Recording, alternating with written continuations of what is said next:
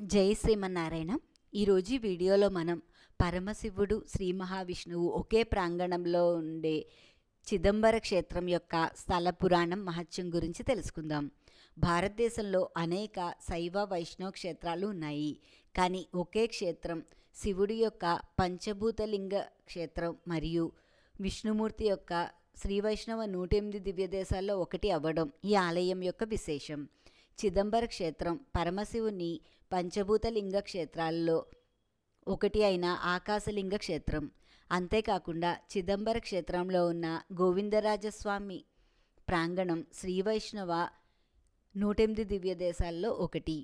ఈ ఆలయంను తిరుచిత్రకూటం అని పిలుస్తారు. ఇంతటి ప్రాధాన్యత కలిగిన చిదంబరం లేదా తిరుచిత్రకూట క్షేత్రం తమిళనాడు రాష్ట్రంలో కడలూరు జిల్లాలో చిదంబరం అనే ప్రాంతంలో ఉంది. ఈ ప్రాంతంను చిత్ అంబరం అని పిలిచేవారు. కాలక్రమేణా చిదంబరంగా మారింది. ఈ ఆలయం అతి పురాతనమైంది మరియు 40 ఎకరాల విస్తీర్ణతో 5 మండపాలతో నిర్మించబడి ఉంది. ఈ ఆలయ నిర్మాణం అంతా మానవ శరీర నిర్మాణానికి ప్రతీకగా ఉండడం ఇంకొక విశేషం. ఈ ఆలయంలో ఉన్న 9 ద్వారాలు మానవ శరీరంలో నవరంధ్రాలుగా తెలియజేయబడుతున్నాయి. 5 మండపాలు పంచభూతాలుగా ప్రతీతి. ఈ ఆలయంలో ఒక ప్రాంగణంలో బంగారు తాపడం వేసిన గర్భాలయంలో పరమశివుడు 3 రూపాలతో దర్శనమిస్తాడు. ఒకటి సంపూర్ణ రూపమైన నటరాజస్వామిగా, పక్కనే శివకామ సుందరితోనూ, రెండవది అసంపూర్ణ రూపమైన స్ఫటికలింగ రూపంలోను, మూడో రూపం నిరాకార రూపంలో దర్శనమిస్తాడు. ఈ ఆలయంలో శివుడు ఆకాశలింగంనకు ప్రతీతి కావున ఆకాశం నిరాకారం కాబట్టి మూల విరాట్టు ఉండే ప్రదేశం ఖాళీగా ఉంటుంది. వెనుక భాగంలో గోడ మీద ఒక యంత్రం ఉంటుంది. బంగారు బిల్వపత్రాలు వేలాడదీసి ఉంటాయి. స్వామివారి మూల విరాట్టు ఉండే ఖాళీ ప్రదేశంనకు ఒక తెర కప్పి ఉంచుతారు. ఇదే చిదంబర రహస్యం. ఆకాశం వలె పరమశివుడు కూడా అంతటా వ్యాపించి ఉన్నాడని దీనికి భావము.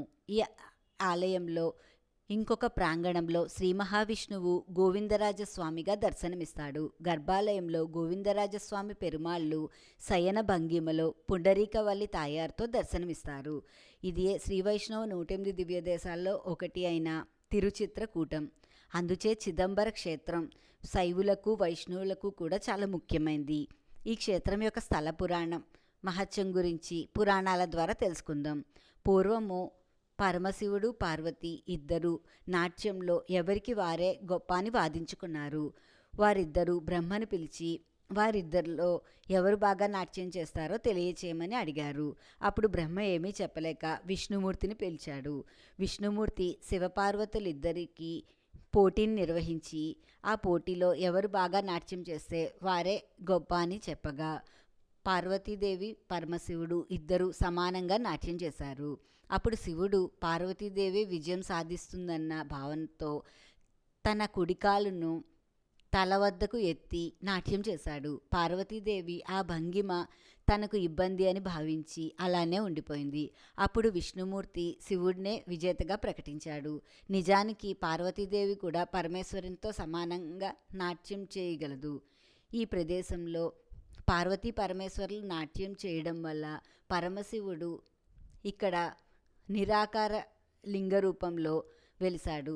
విష్ణుమూర్తి ఇంతకుముందు కణ్వ మహర్షికి ఇచ్చిన వరం ప్రకారం ఈ ప్రదేశంలో గోవిందరాజస్వామిగా వెలిశాడు. ఈ విధంగా పరమశివుడు శ్రీ మహావిష్ణువు స్వయంగా వెలిసిన క్షేత్రమే చిదంబర క్షేత్రం. చిదంబర క్షేత్రము శ్రీ వైష్ణవులకు శైవులకు కూడా ముఖ్యమైనది అవ్వడం ఈ ఆలయం యొక్క విశేషం.